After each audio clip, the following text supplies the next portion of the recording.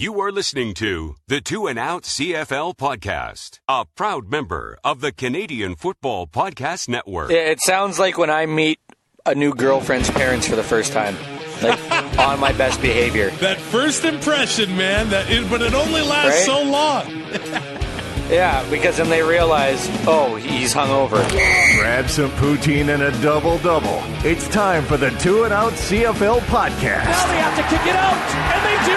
Every week, Travis Currah. Does anybody still care about this podcast? And Brazilian Ty. Hunters are people, too. Talk fantasy football, bring you the latest in CFL news, and sprinkle in a little bit of nonsense. Are you kidding? This is unbelievable! Ready, set, hunt!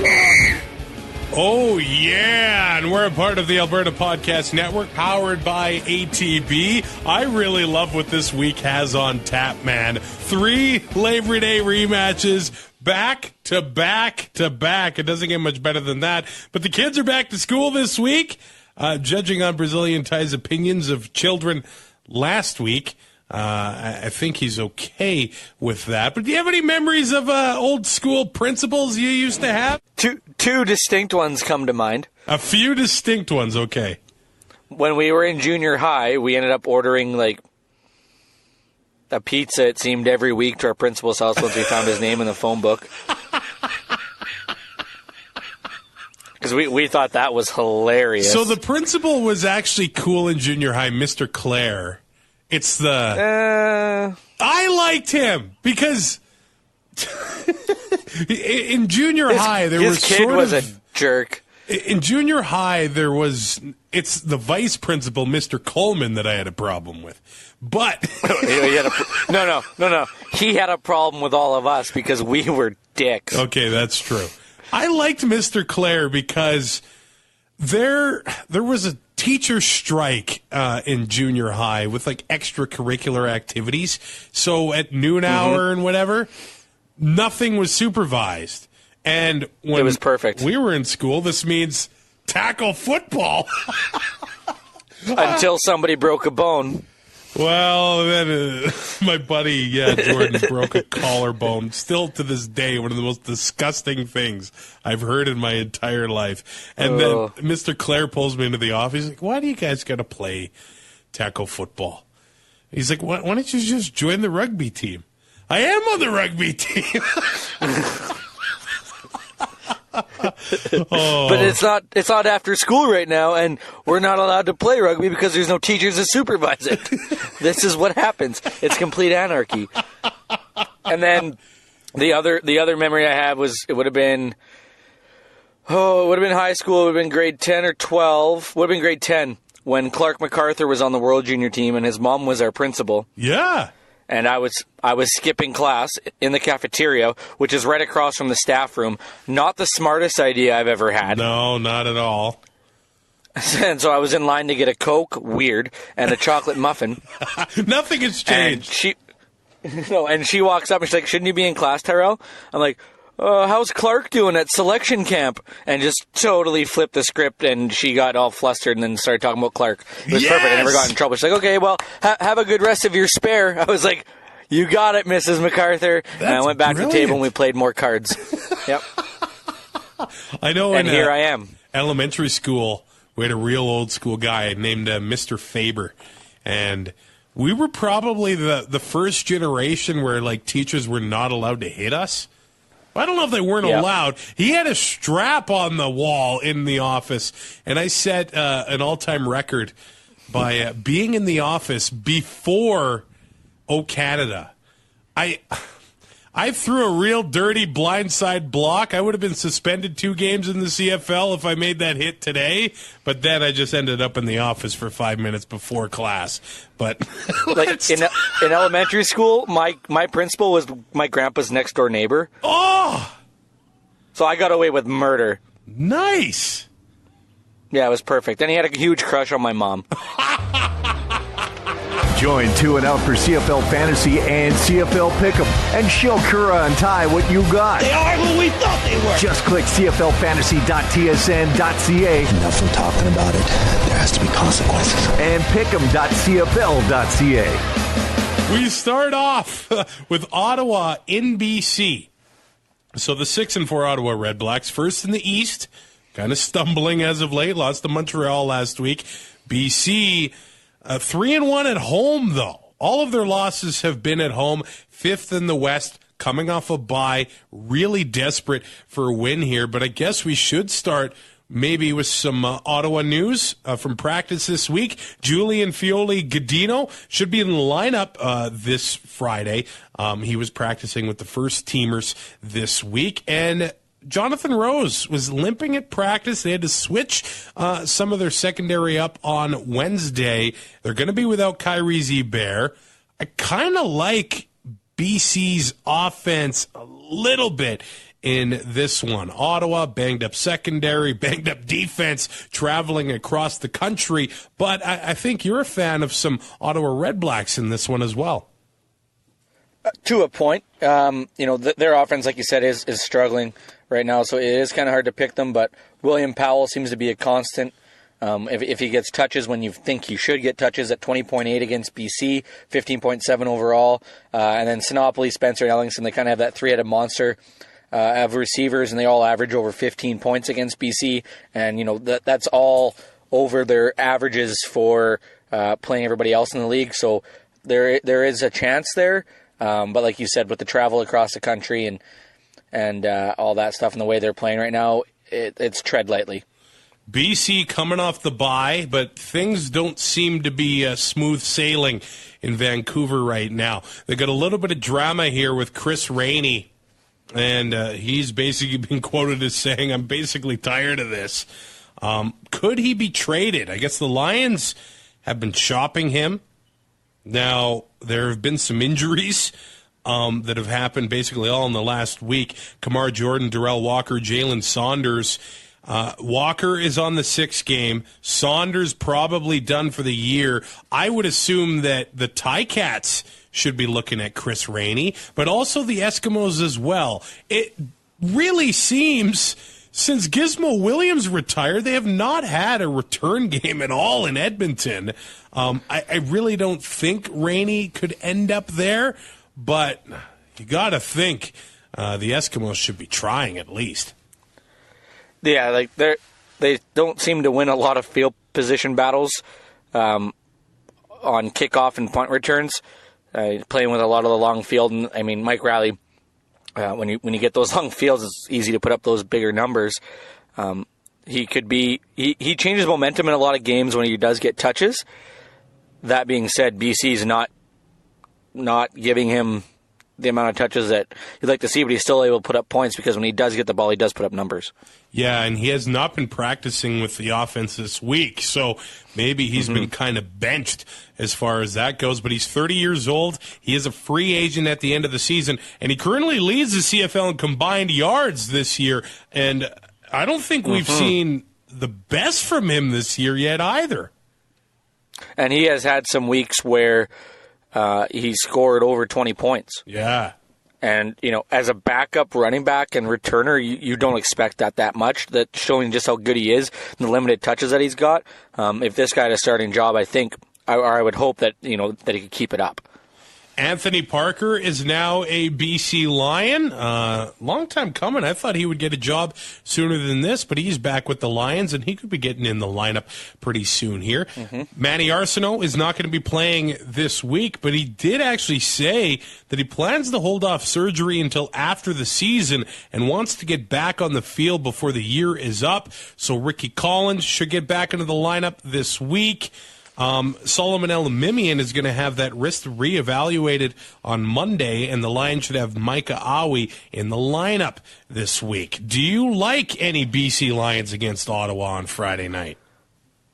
With Kyrie Bear suspended again, Jeremiah Johnson, when you don't have that starting, I don't know what you'd even call Kyrie Bear, like a force, I guess. You're kind of scared to go up the middle. You're kind of scared to cut across the middle. Johnson could have a decent night. He averages 20 points against Ottawa. Burnham takes a little bit of a drop against Ottawa. Kevin Elliott seems to play really good at 17.9. Same with Ricky Collins. But I mean, and Chris Rainey not getting the offensive touches, we think now. There is always a chance that he returns something, but I think Jeremiah Johnson would be about the only one I'd be really comfortable with this week. I think Johnson has always been really underrated in this league, and you have to assume he's going to be getting the ball a lot. I would not argue with you if you had him on your team. I've actually got Lulay and Burnham, that connection right now, because you have to assume Burnham's going to be getting a lot of targets without Manny there, without Rainey getting anything. If they could make and things... probably a lot of attention from the secondary, but he's proven that he makes those catches in the tough. Yeah, tough he areas. likes to make the tough catches. If he can get a touchdown this week, I think he can have a nice one. Who are you going to pick to win this one? I could see this one going either way. I'm taking BC. Like you said, Ottawa coming across country. BC's only lost once at home this year. And I think Lulay's kind of starting to click with the offense a little more now, and you just don't know what you're going to get with Ottawa. They're just so inconsistent. That's the only consistent part of their game is how inconsistent they are, so I'm taking the Lions. Yeah, I take the Lions as well. They've played pretty good at home. They almost had the Riders a couple weeks ago here, and that travel is a killer across this big country. So I'm going to take the Lions coming off the bye this week. We go to Hamilton. No, we go to Toronto, who is hosting Hamilton, but we start with Hamilton news here. The Tiger Cats, they could go on a run here, and they're only right behind the Ottawa Red Blacks. So it's must-win games for both Ottawa and Hamilton, but it's must-win for Toronto as well, as they're 3-7, third in the East. Now they're holding off. It has to be considered either Winnipeg, Edmonton, or Saskatchewan, and also the Montreal Alouettes, who are right on their tail all of a sudden. For Hamilton, Jalen Saunders done for the year, so it has to be all Banks and Tasker in this one. And when does Terrence Tolliver have another big game? He started the season nicely, looked like that knee was doing okay, but he might have to pick up some slack here with Saunders being done for the year. Mm-hmm. Well, and with Saunders being the designated import when he's in, Tolliver doesn't seem to get as many snaps or as many looks. Now with Saunders out, it is a chance for Tolliver to be a little more involved. We didn't see it that much on Monday. He did have some targets and a couple catches, but with Banks and Tasker playing the way they are, you think that secondaries are going to have to focus a lot on them, and it might open up stuff for Tolliver on the other side of the field. You gotta like Alex Green in this one, since he's returned to the lineup. Oh, man, he has been an absolute touchdown machine. He's putting up touchdowns in, every game since he's been in, right? Mm-hmm. So he came in August 3rd against Montreal, 2 touchdowns. Week 9 against Winnipeg, 2 touchdowns. 11 against Edmonton, a touchdown. Then you had last week against Toronto, 2 touchdowns. The guy's got 7 touchdowns in 4 games. Is that good, or I don't know? That's good. That's good. Okay, I was just checking. And his last 2 games have been over 100 yards. Oh, yeah. So those 4 games, like you said, 19.4, 22.2, 21.9, 29.3 last week or on Monday. It's the only game that he's played against Toronto. So it's a little tough to get his average up. But for Alex Green, it seems whenever he gets a touch, he makes something happen. Average is 17.9 when he's not playing Toronto. So he's still a really good pick, regardless of who he's playing right now. You can almost count on at least 15 points, I think, from Banks and Tasker in this one. Tasker is almost $2,000 cheaper, so he's a bit easier to fit in your lineup. And Toronto's defense, they're just not getting it done. They're making big plays. I mean, 105-yard fumble returns here and there, but they could be without their leader on defense. Marcus Ball could miss this game with a leg injury. You saw what Hamilton did to them in the second half of the Labor Day Classic.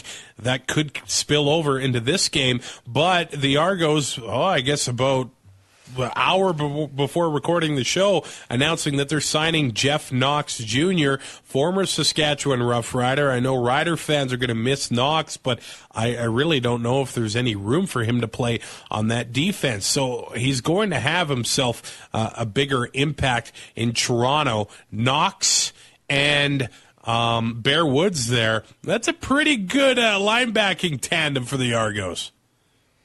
Oh, for sure. And, like you said, Marcus Ball out. They're going to need guys that can step in and pick up that slack.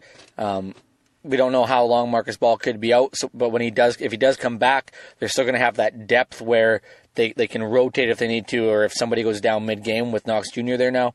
That'll be huge. But, yeah, with any defense with Bear Woods, you're not you're losing a lot with Marcus Ball because he is good. They don't talk about him nearly enough, and I know they talked about that a lot on Monday about how he figures he's the best one, and nobody talks about him. But he is good. You watch him; he is good. You don't lose a lot of leadership because Bear Woods is going to step up in that role. Well, he already is in that role. So the leadership on the defense, I don't think will be an issue, but just his playmaking ability and what he brings as a playmaker to that defense will be a huge hole to fill. Now, Mark Trestman talked about the possibility of Duron Carter playing this week, and he basically said, I can't say he will or he won't play, but then I actually thought some really nice things to say about Duron, and I quote, I'm extremely impressed with him and his actions, his demeanor, his words. I've talked to a number of players, and that's where I get my information relative to Duron. He's been great in the locker room, and I've been extremely impressed with him in the meetings. He's asked questions. Those questions have not by any intention been made to draw any attention to himself. They've been very well thought out and very on point, and that's been impressive. So we're basically getting the Duron Carter that we've gotten first couple of weeks into a new situation. Yeah, it sounds like when I meet a new girlfriend's parents for the first time, like on my best behavior. That first impression, man, but it only lasts so long. Yeah, because then they realize, oh, he's hungover. You're way more polite when you're hungover? I think so. I don't know. I don't say much. Usually just look at the ground. But yeah, I wouldn't expect any less coming from the Argos right now with a new player in there. Carter's going to be on his best behavior until he doesn't get a ball thrown his way when he thinks he's open. He's going to throw another hissy fit like we saw him do in Edmonton. He's going to do something stupid. That locker room will become divided again, and he'll be gone in 18 months. You're a betting man. So, yeah. Is he going to play this week? What are you betting on?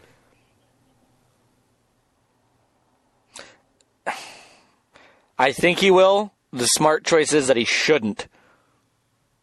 First game would be what, next week against the Riders? Yeah. So maybe you want to get him in now so his first game isn't against one of his former teams. That being said, you don't have a lot of playmaking options on offense in Toronto. You have S.J. Green and James Waller Jr. Armani Edwards puts up decent numbers against Hamilton. But if you can get another playmaker in there, probably not a bad idea if you're Mark Trestman. Yeah, after this week, the Argos do have a bye, so they would be able to get Duron even more ready for that first game against the Riders, which would be at BMO Field on the 22nd. Normally, don't get excited for Argos and Rider games, really. That's a good Grey Cup matchup. Reggie Slack versus Doug Flutie. Whoever thought that the Riders had a shot in that one. That was clear. Hey, Trooper played the halftime show of that Grey Cup as well, so that's a good little tidbit for you. They probably also played the Lloyd Fair that year. They're at the Lloyd Fair every year.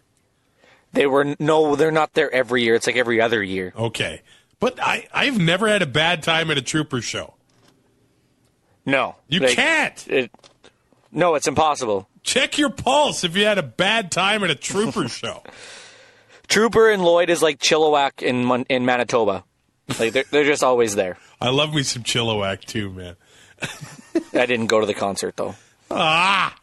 They played Riderville at the Grey Cup in 2011, I don't remember much of that. We'll not go there.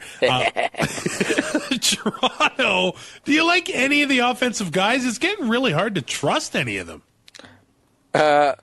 If I told you that Armani Edwards was their highest average against Hamilton, would you believe me?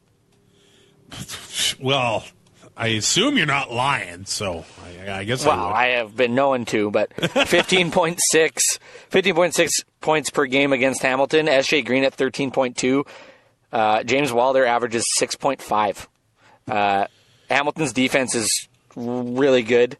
I just don't think that, especially with Macbeth back there, that the offense just doesn't seem to be where it could be, and they don't have the playmakers right now.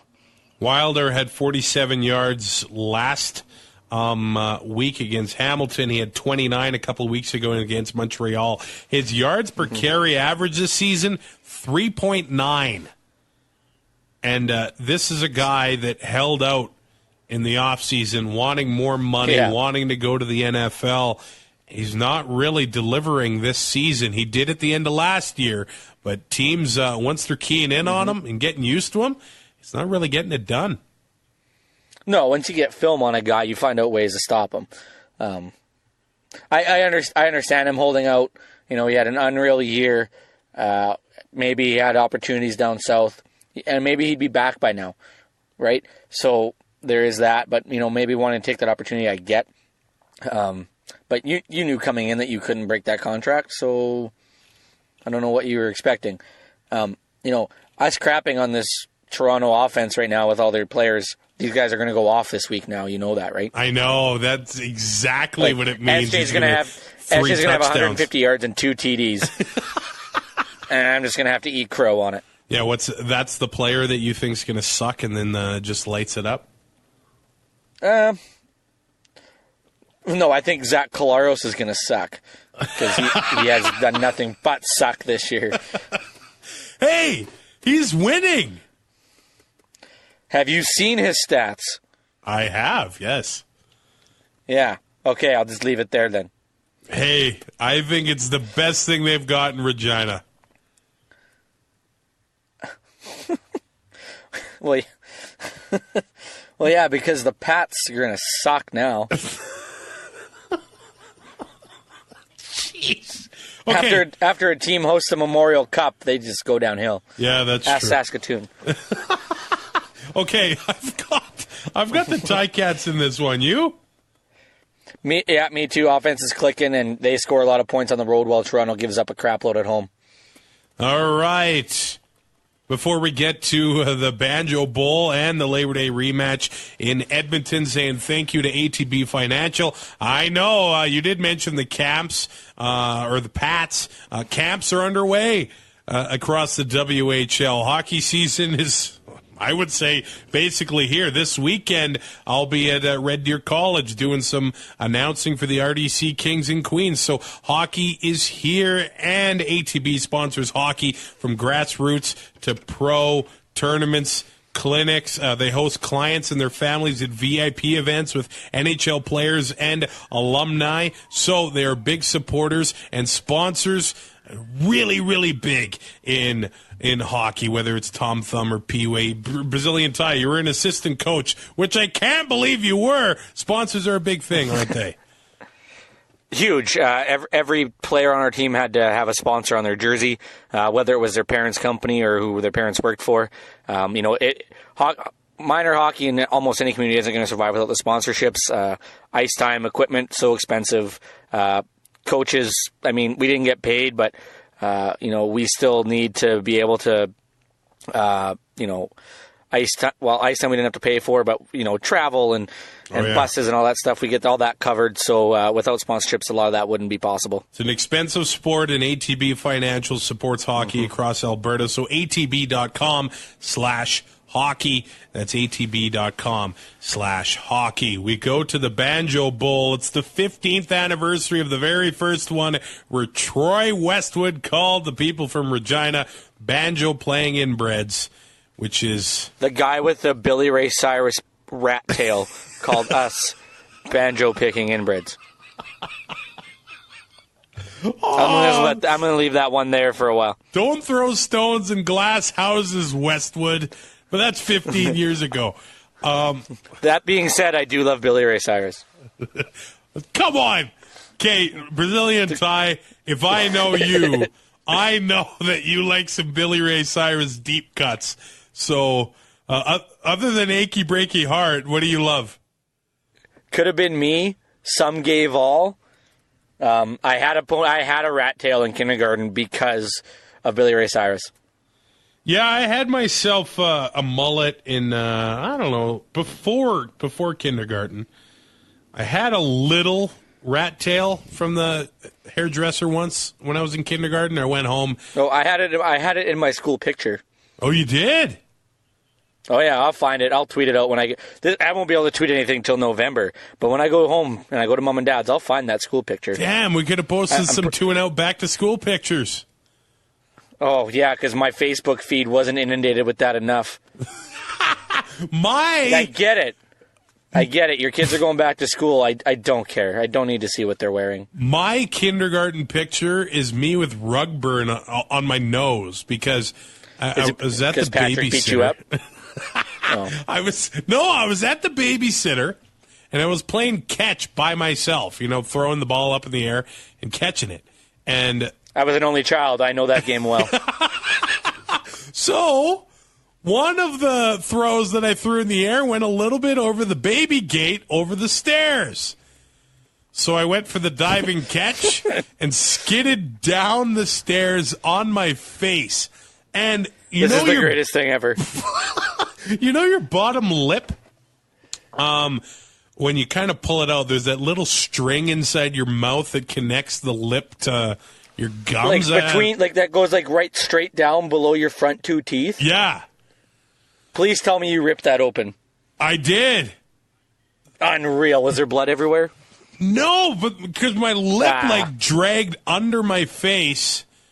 So I had this crazy rug burn on my face for the kindergarten picture. I could not eat. Oh, it was so painful. Do not injure whatever that body part is called. Well, grade 1, we watched Dumb and Dumber, me and my mom. And so the next day at school, I stuck my tongue to the door handle. And it does not go that long as it did in the movie. You just ripped it off? No, one of the girls, because it was after school, I was literally stuck there for 20 minutes. One of the girls that got detention, had detention, she came out the door beside me. She's like, oh my God. And she went in and got a teacher, and the teacher poured hot water on it. And I went to my grandpa's, and all I could eat was soup and maybe a pierogi. But when he was making me soup, all he could do was, he literally laughed for 2 straight hours at me while my mom was at work. Yeah, I had my tongue stuck to a popsicle once. The popsicles were stored in dry ice. A freezer, probably. Oh. It did not hurt. Yeah, freezer. No? Yeah.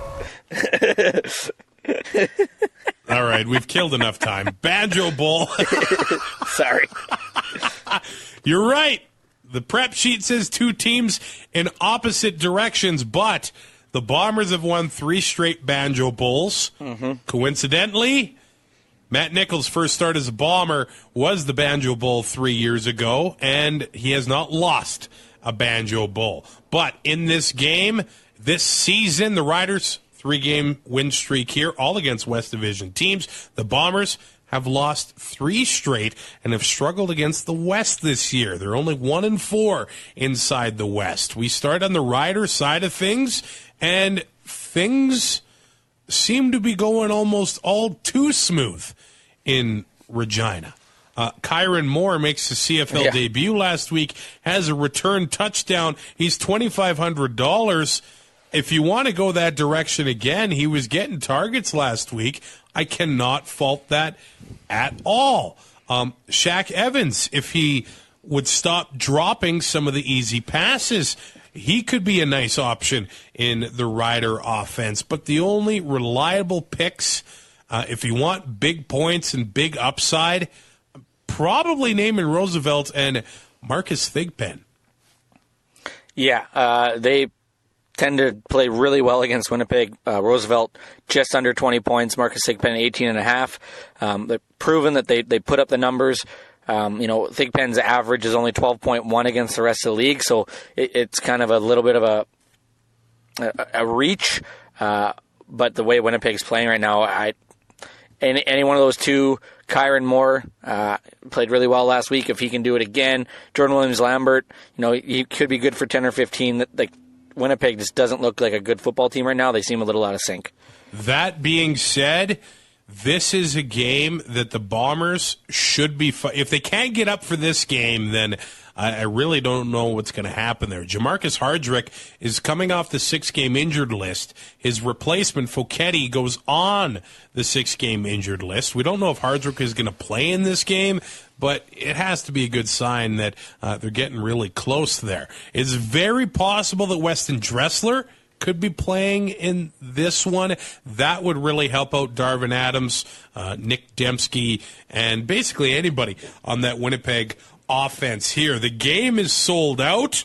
It's going to be tough on the Rider offense because it is the loudest stadium in the CFL. I really don't care who you ask there. It is incredible and mostly to do, I think, with how the stadium is built, but Bomber fans just bring it, I think, more than anybody else in the league. I was going to say, do you trust any Bombers on offense here?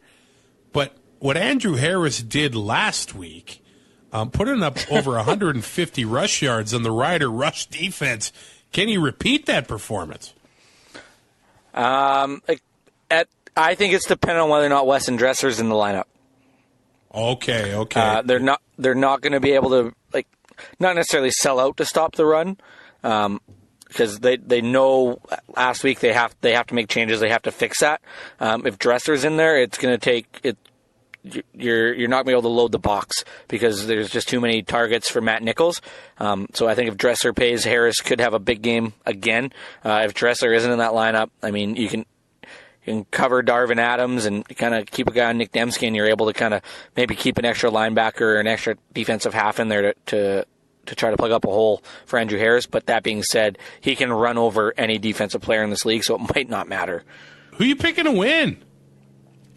Every fiber of my body tells me Winnipeg's going to win this game because they win the Banjo Bowl. It's really hard to sweep, but the way they played last week and the way Saskatchewan's defense is playing right now, I got to take the Riders.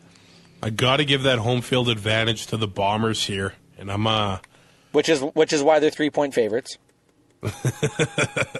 I'm going to mark it down for Winnipeg, and I assume Nichols is starting. If he does not win this one, then, there's going to be a lot of calls for change in Winnipeg, and it starts with the quarterback position, but I'm going to pick Bombers in this one. Then we go to Commonwealth Stadium Saturday night, the last third of that triple header, which, by the way, I know a lot of people are probably going to complain because complaining is the thing to do about a triple header and everything being all on the Saturday. I'm going to complain because I work Saturdays. Yeah. PVR, that's what it's for, man. I'm not at home, though, but every game is on Sirius, so I'm just going to do that. Okay.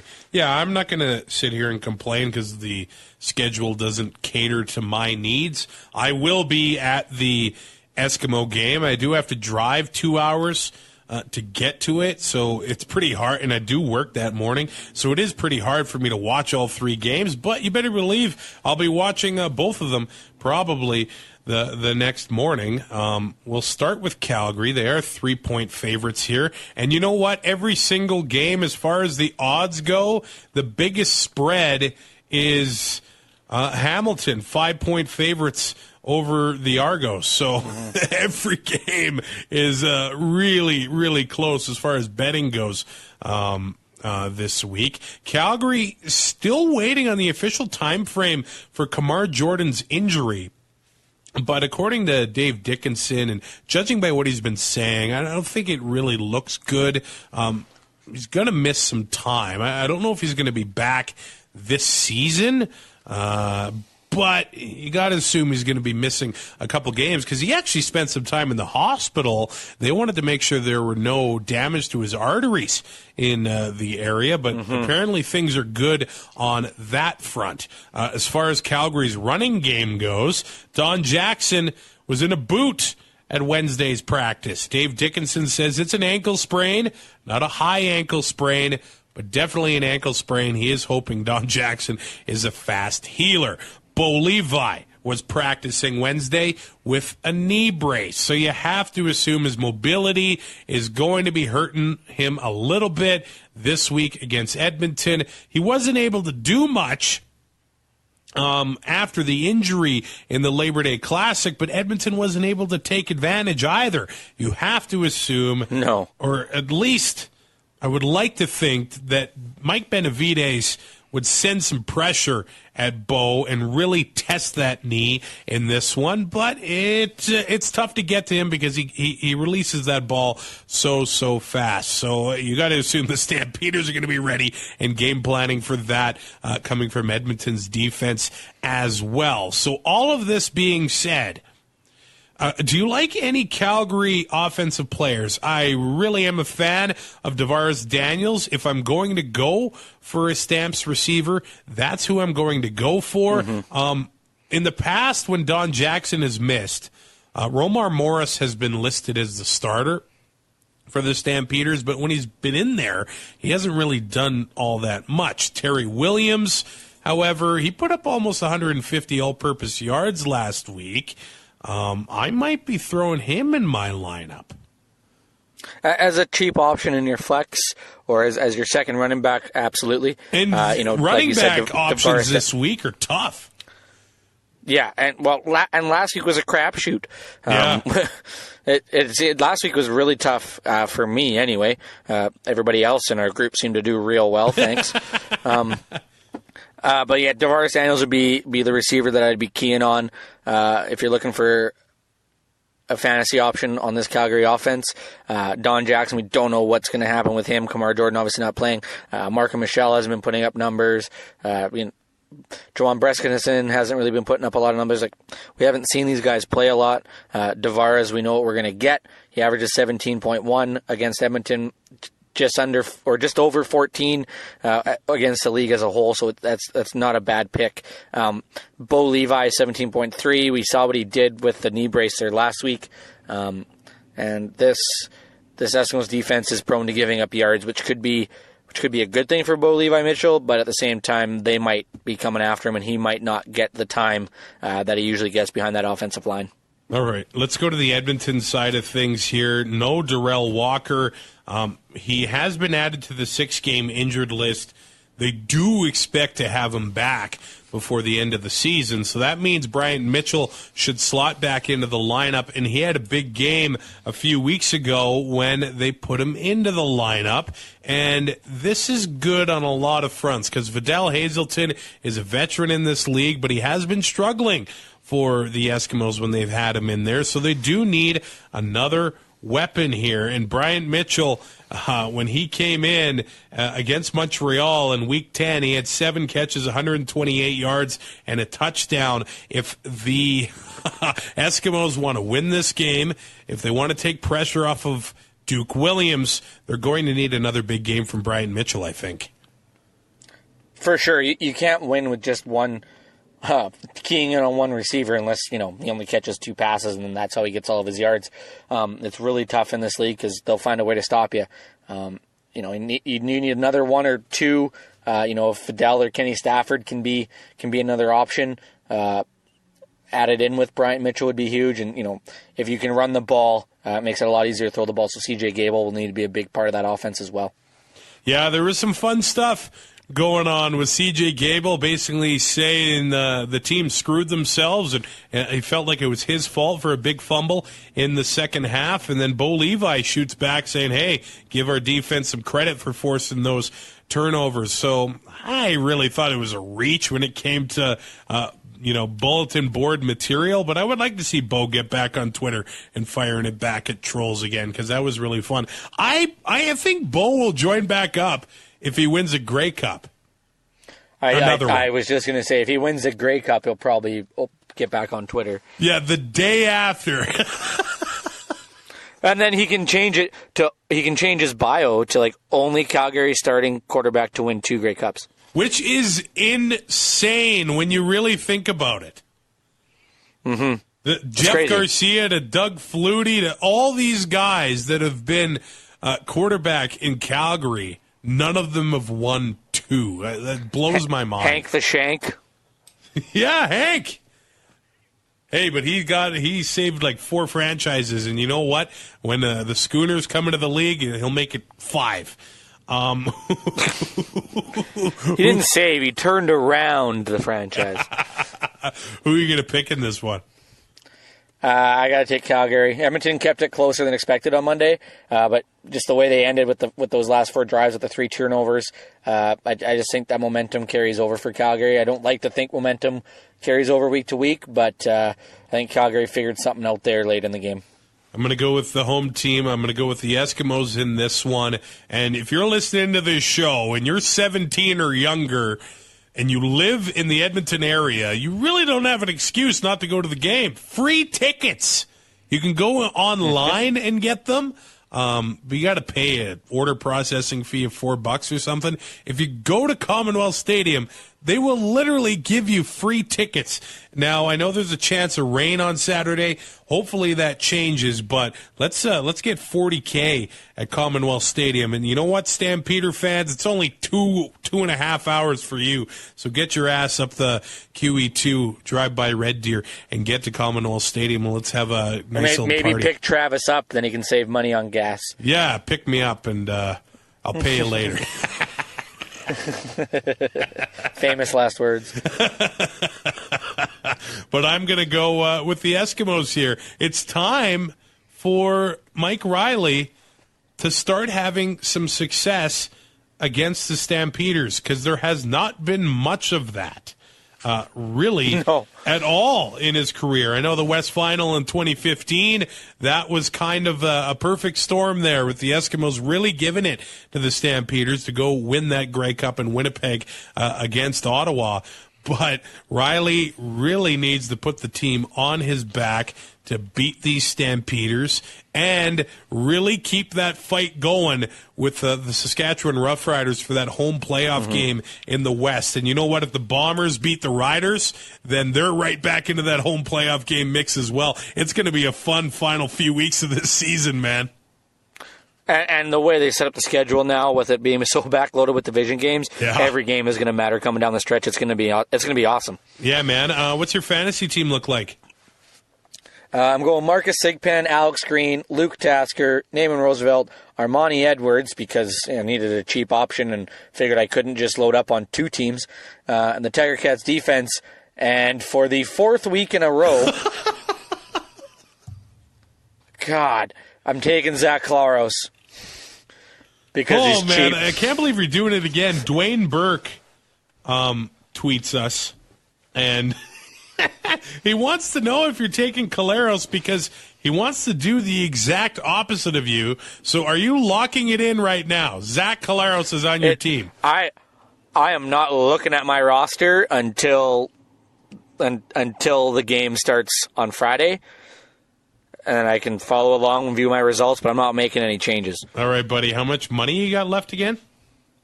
Like just over $100. Okay. I think, or 177 or something. Okay, so here's my lineup. Travis Lulay, Terry Williams, Alex Green, Brian Burnham, Bryant Mitchell, Luke Tasker, the Eskimos defense. Yeah, I'm all in on the Eskimos this week, man. Holy. And I've got $53 left. See, I told you you'd change it because you had too much money left when you sent me your first one. I'm going to have to step away from the phone here. I'm going to have to step away from any electronic device that can access CFLfantasy.tsn.ca because I think I have made a good lineup. I was going to say a huge, tiny mistake. I should be able to improve on last week as long as I have no big fat zeros like last week because that hurt me. I'm glad you did because you didn't pass me by much. Oh, man, it's getting real tight between you and me. If you want to play fantasy with us, cflfantasy.tsn.ca, and Pick'em as well, pick'em.cfl.ca, and join the 2 and Out groups. You should be able to find us on there. We are a part of the Alberta Podcast Network, powered by ATB. Some new shows joining the fold this time around, and if you're in Alberta, you got 2 elections to look forward to next year. We got the provincial, we got the federal coming up in the fall as well. I'm not telling you who to vote for, but if you want to get involved and listen to some of these awesome shows, albertapodcastnetwork.com. There are some politics and social issues shows as well that should get you up to date for that elections coming up next year. I'm not going to tell you who to vote for, but you should vote. Can't be any worse than it was last time, can it? Oh, man, it's going to be a fun next year. Holy crap, what just happened? Dude, when I get sick, I sound like I've been smoking 3 packs a day for 30 years. That's how I sounded when I read what the United States lineup was for the Ryder Cup. I almost threw up because I'm like, yeah, I'm definitely not watching that. All right, man. Just do it. Whether you like Colin Kaepernick or not, just do it. I was gonna make a Nike reference, but I figured, that'd be in poor taste. But apparently, you took care of that. If you're gonna burn your Nike shoes, just a PSA, take your feet out first. That, or instead of burning them, maybe donate them to, some veterans that can't afford new shoes, or the homeless. Because you're being stupid. Nike already has your money. They don't care what you do with the product afterwards. I can't afford $200 pair of shoes, so. Well, I can afford it. I can't justify it. Rate, review, subscribe on iTunes. We will be talking to you on Monday. Have fun for the rematches this weekend. Thanks for listening. Find more great shows like this at CF Pod Network on Twitter.